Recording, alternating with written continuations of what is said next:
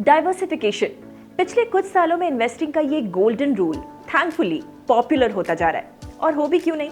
Investors today are spoiled for choices. अपने portfolio को diversify करने के लिए investors equity, real estate, debt instruments में पैसे तो लगाते ही हैं, अब धीरे धीरे ही सही, बट कमोडिटीज भी एक अच्छा इन्वेस्टमेंट ऑप्शन बनकर सामने आ रहा है। अगर आप ही अपने पोर्टफोलियो को डाइवर्सिफाई करने की सोच रहे हैं तो commodity mutual funds might be worth considering. मगर इससे पहले कि मैं आपको कमोडिटी म्यूचुअल फंड्स के बारे में बताऊं, जान लेते हैं some basics of commodities. Commodities होते हैं रॉ मटेरियल्स और primary goods.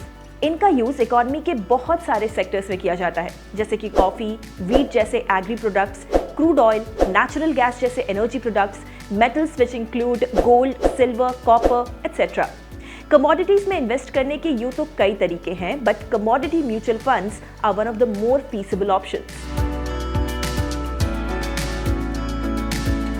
Commodity mutual funds ऐसे इन्वेस्टमेंट फंड्स हैं जो कि अपने पैसे को कमोडिटीज में इन्वेस्ट करते हैं। कमोडिटीज को बिना खरीदे अगर उसमें इन्वेस्ट करना है तो ये फंड्स अच्छा ऑप्शन है।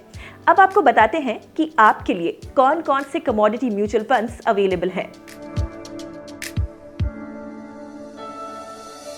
अंडर नेचुरल रिसोर्स फंड्स पैसों को ऐसे कंपनीज या ऑर्गेनाइजेशंस में लगाया जाता है जिन्हें नेचुरल कमोडिटीज का एक्सेस हो, जैसे कि gold, silver, oil and gas etcetera.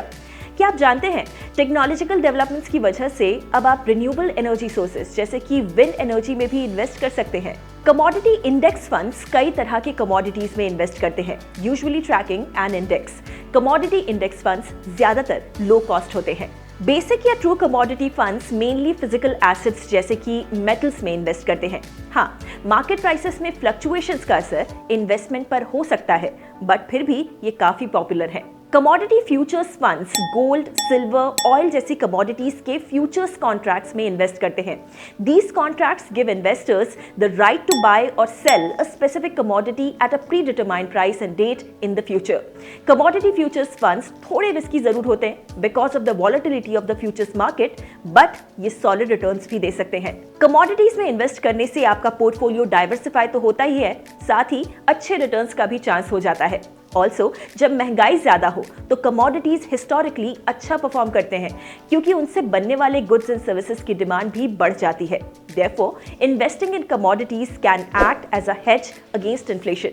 But साथ में ये भी याद रखिए कि कमोडिटीज वॉलेटाइल हो सकती हैं और इसलिए शायद ये हर इन्वेस्टर के लिए सूटेबल ना हो।